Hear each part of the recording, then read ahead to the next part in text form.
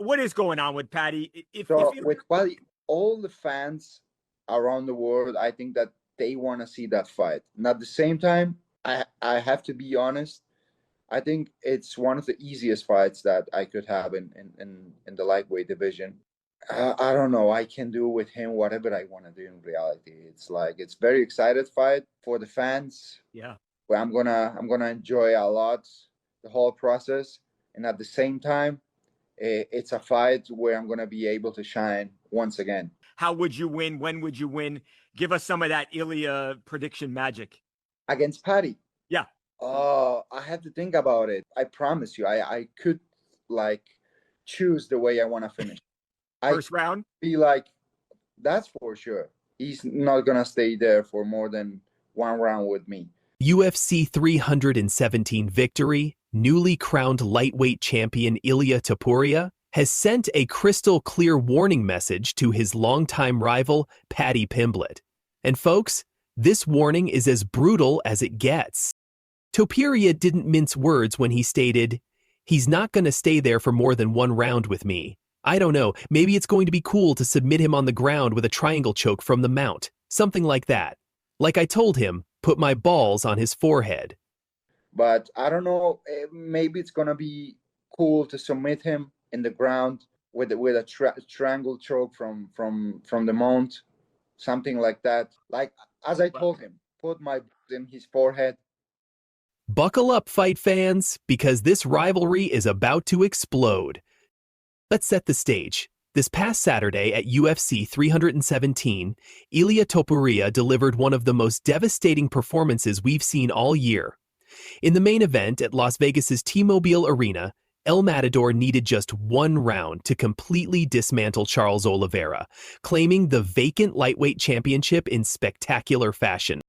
But what happened immediately after the fight was just as explosive as the knockout itself. As Topuria celebrated his victory, Paddy Pimblett stormed into the octagon, setting up an impromptu face-off that had the entire arena on its feet.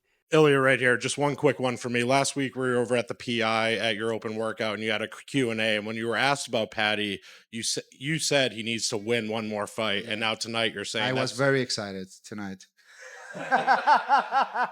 So does he need to win one more fight, or is that who you want? You're going to tell the UFC you want next? I don't know. Someone from my team told me that Dana was a little bit angry about that. Yeah. Yeah. That he said that... He said that if he was there, he would not have let that happen. Yeah, but he wasn't there. So, mate, that has to happen. The tension was palpable. These two fighters who have been trading verbal shots for years were finally standing face-to-face with gold on the line. The confrontation quickly turned physical, with Topuria shoving Pimblett before security intervened.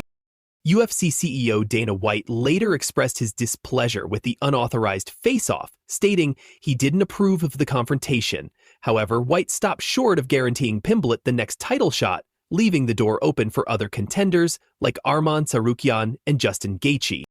But make no mistake, this rivalry has been years in the making, and it's reaching a boiling point. Dana, Ilia, after the fight, he called in Paddy Pimblett and brought him into the cage, and they had a face-off. Obviously, they've got a long history together. I know there's a lot of options on the table for Ilia, but when he shows that type of interest in a fight, does that make you want to make it? Well, I don't know who the hell let him in there. That should have never happened. Let's start there. I was already back in my room, or that would have never happened. But I don't know. Yeah, I don't know. I don't really think about that stuff tonight, other than, obviously the Van fight. But, we'll see. We'll see how this plays out. To understand the intensity of this feud, we need to go back to where it all began. This isn't just typical fight promotion trash talk. There's genuine animosity between these two warriors. The bad blood started brewing back in March 2022 during UFC Fight Night 224 Fight Week in London. What began as online comments from Pimblett escalated into a physical altercation at the Fighter Hotel. The two nearly came to blows again at the UFC 282 press conference later that year.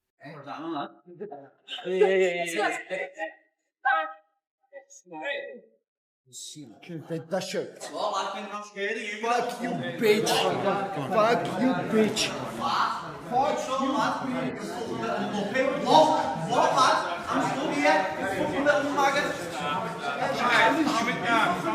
Since then, both fighters have continued to climb their respective divisional ladders, but the personal hatred has only intensified. Pimblett has even compared their rivalry to the legendary Conor McGregor versus Khabib Nurmagomedov feud, going as far as saying he genuinely hates Topuria.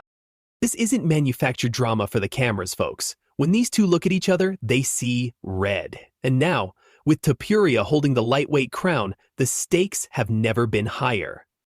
A lot of people dream about one belt on their shoulder. You got two belts on each shoulder right now.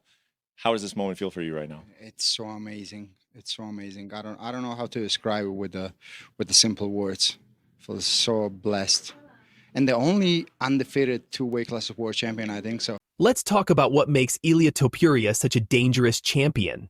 The Georgian-Panish fighter is a perfect 17-0 in his professional career, with 9 consecutive UFC victories. But it's not just his record that's impressive, it's how he's winning these fights.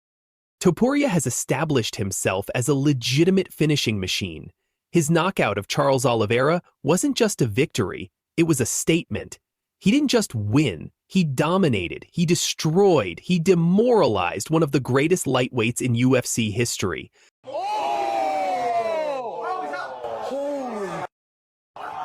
Was that a 2-3-2? 2-3. Holy Islam versus Topuria needs to happen. He's up there with John Jones. Knocked out Bolt, knocked out Max, knocked out Charles. Islam next at 170. Holy. Who would even fight Ilia at 155 next? Holy. Thank God he didn't accept my call out. He probably went down from the first right hand. When Topuria speaks about fighting Pimblett, he does so with the confidence of a man who genuinely believes he can choose how the fight ends. In his own words, "I could choose the way I want to finish him. He's not going to stay there for more than one round with me." This isn't empty boasting. This is a champion who has backed up every prediction he's made inside the octagon. Charles Oliveira in one of the most sensational knockouts that we've ever seen. And that obviously begs the question now, who is he going to fight next? Because yes, of course, Paddy Pimblett got in the cage. Yes, there was Justin Gage that says he's going to retire. There's Arman Tsarukyan, that is the rightful #1 contender. So who is it going to be that gets to fight the pound for pound #1? That is correct. The new pound-for-pound rankings came out. Ilia Topuria has pipped Islam Makhachev. He's now riding high. Or, of course, Paddy Pimblett's camp sees things very differently. The Liverpool natives head coach, Paul Rimmer, isn't backing down from Topuria's threats.